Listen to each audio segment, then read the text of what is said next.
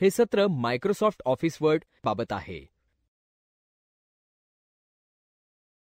Microsoft office हे एक software सूट आहे ज्यात डॉक्युमेंट्स, स्प्रेडशीट्स, प्रेझेंटेशन्स निर्माण करण्यासाठी आणि ईमेल्स पाठवणे आणि प्राप्त करण्यासाठी सुद्धा अनेक ॲप्लिकेशन्स आहेत.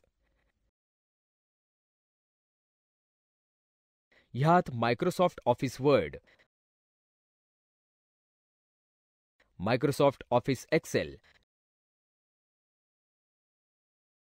Microsoft Office PowerPoint, Microsoft Office Access इत्यादी ॲप्लिकेशन्सचा समावेश आहे. मायक्रोसॉफ्ट ऑफिस वर्ड हे टेक्स्टवर आधारित काम करण्यासाठी वापरले जाते.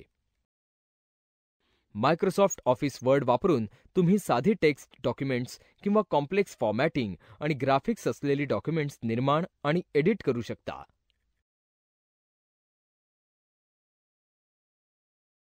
मायक्रोसॉफ्ट वर्ड सुरू करण्यासाठी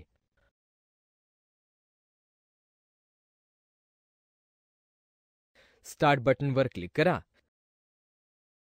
ऑल प्रोग्राम्स मेन्यूवर पॉइंट करा. मायक्रोसॉफ्ट ऑफिसवर क्लिक करा. तुम्हाला ऑप्शन्सची एक लिस्ट दिसेल. मायक्रोसॉफ्ट ऑफिस वर्ड ऑप्शनवर क्लिक करा. Microsoft Office word applications open होईल. लक्षात ठेवा, तुम्ही सर्च बॉक्स वापरून सुद्धा खाली दिल्याप्रमाणे वर्ड सुरू करू शकता. स्टार्ट बटनवर क्लिक करा. सर्च बॉक्समध्ये वर्ड टाईप करा. प्राप्त झालेल्या रिझल्टच्या लिस्टमधील मायक्रोसॉफ्ट ऑफिस वर्ड 2007 वर क्लिक करा. मायक्रोसॉफ्ट वर्ड विंडोजचे पार्ट्स. MS वर्ड ॲप्लिकेशन विंडोचे वेगवेगळे पार्ट्स खालीलप्रमाणे आहेत. Title bar. विंडोच्या टॉपला तुम्ही टायटल बार पाहू शकता. टायटल बारमध्ये ॲप्लिकेशनचे नाव आणि डॉक्युमेंटचे नाव समाविष्ट असते. इथे ते मायक्रोसॉफ्ट वर्ड आणि डॉक्युमेंट 1 असे डॉक्युमेंटचे नाव दाखवते.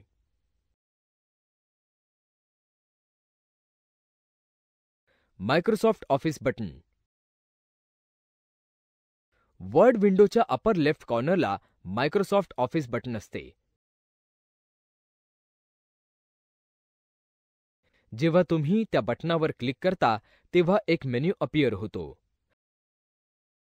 तुम्ही हा मेन्यू नवीन फाईल निर्माण करण्यासाठी,